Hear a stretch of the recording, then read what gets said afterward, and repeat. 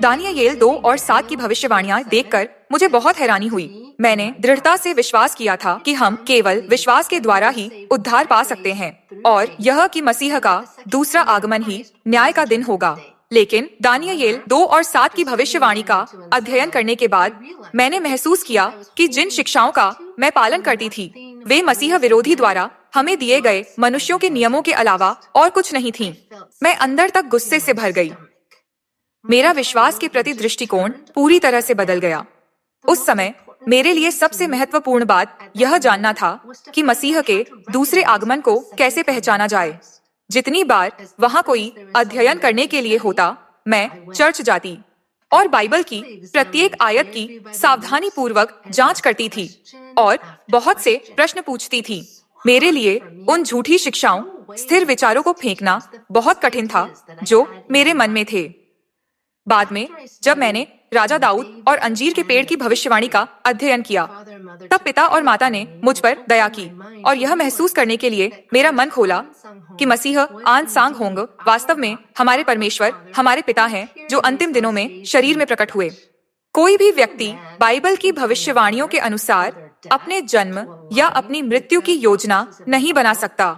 यह केवल परमेश्वर है जो दुनिया के इतिहास को नियंत्रित करते हैं और केवल परमेश्वर ही बाइबल की सभी परस्पर भविष्यवाणियों को पूरा कर सकते हैं। मसीह आन सांग होंग वास्तव में दूसरी बार आने वाले मसीह है।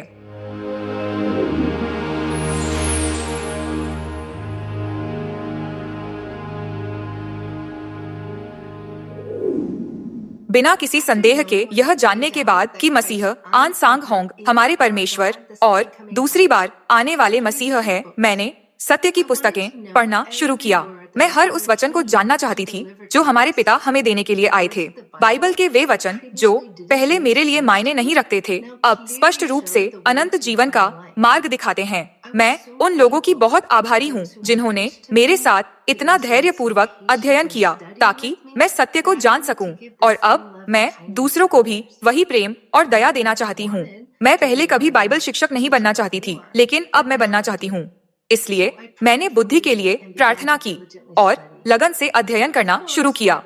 बेशक मैंने सबसे पहले अपने प्रियजनों के साथ खुशखबरी साझा की। मैं पहले संडे चर्च के पादरियों, प्रचारकों और विश्वासियों के साथ थी। मैं स्वयं संडे चर्च में एक नेता था जिसमें मैंने कई वर्षों तक भाग लिया था। जब मैंने रविवार की आराधना में जाना बंद कर दिया, तब स्वाभाविक रूप से संडे चर्च के पादरियों और विश्वासियों को यह बताने का अवसर मिला कि मैं अब वहां क्यों नहीं जाती। जैसा कि आप अनुमान लगा सकते हैं, मेरी तलवार बहुत तेज थी। चर्च में ऐसे लोग थे जो वास्तव में परमेश्वर से प्रेम करते हैं।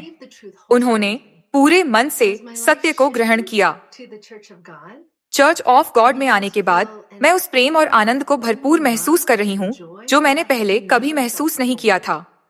स्वर्ग की आशा रखने वाले भाइयों और बहनों के साथ आनंद और कृतज्ञता से भरे सिय्योन में होना वास्तव में एक बहुत बड़ी आशीष है।